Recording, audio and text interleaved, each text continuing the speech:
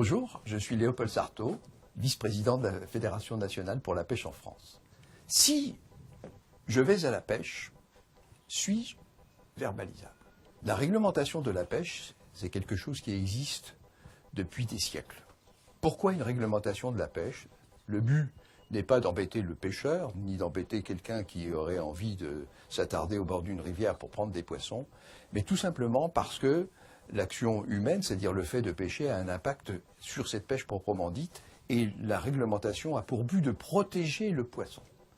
Donc pour cela, il y a un certain nombre de conditions qui sont les tailles de capture de certaines espèces, de façon à les protéger, les périodes de fermeture, là aussi parce que certaines espèces ont une période de reproduction bien déterminée, et pendant cette même période de reproduction, ils vont se rassembler, se regrouper, et seraient bien plus faciles à capturer. Et donc, si on les capture tous, il n'y aura pas de reproduction, donc à l'avenir, il n'y aura plus de poissons.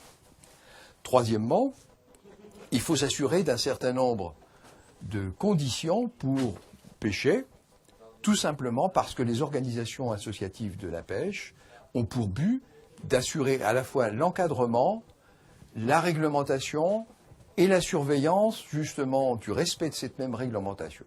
Et donc, il y a lieu d'assurer son financement à travers la carte de pêche. D'une part, je suis verbalisable si je n'ai pas acquitté, justement, cette carte de pêche, en fait, dont le montant est destiné, justement, à assurer la qualité écologique des cours d'eau, à assurer leur surveillance avec des gardes-pêche, à assurer un certain nombre de règles, donc d'animation de l'activité pêche sur l'ensemble du pays. Deuxième point, on ne peut pas pêcher ni n'importe où, ni n'importe quand, ni n'importe quelle espèce.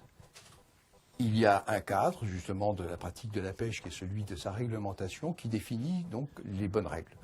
Il est donc très important pour un pêcheur, et à plus forte raison le néophyte, le débutant, de prendre le maximum de renseignements de façon à ne pas se trouver en contravention, en contradiction avec la réglementation, qu'elle soit la réglementation générale nationale ou la réglementation locale. Dans l'hypothèse, justement, où un pêcheur commettrait un certain nombre d'actes qu'on va qualifier de répréhensibles, c'est-à-dire non conformes à cette même réglementation. Premièrement, il va pêcher sur autrui sans en avoir l'autorisation.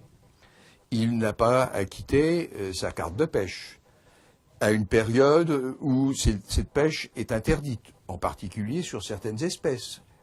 Et s'il capturait des poissons qui ne font pas la taille réglementaire, eh bien, il serait en infraction et pourrait se voir pénalisé à partir du moment où des gardes-pêche ou la gendarmerie ou même la police nationale auraient constaté ces faits.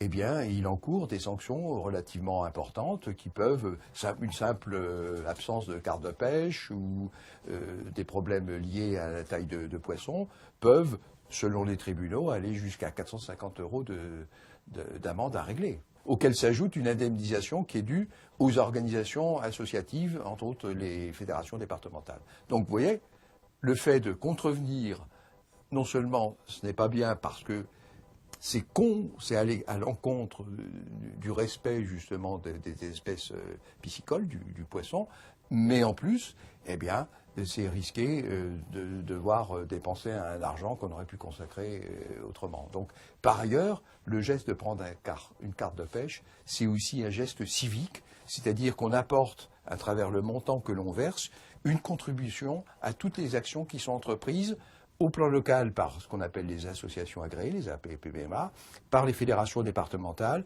et par la fédération nationale. En conclusion, un pêcheur, s'il ne veut pas être verbalisable, doit s'assurer de respect de ces règles et doit prendre tous les renseignements. Sinon, eh bien, il le fait à ses risques, on ne va pas dire péril, mais au risque de son porte-monnaie, puisque finalement, il risque fort d'être sanctionné.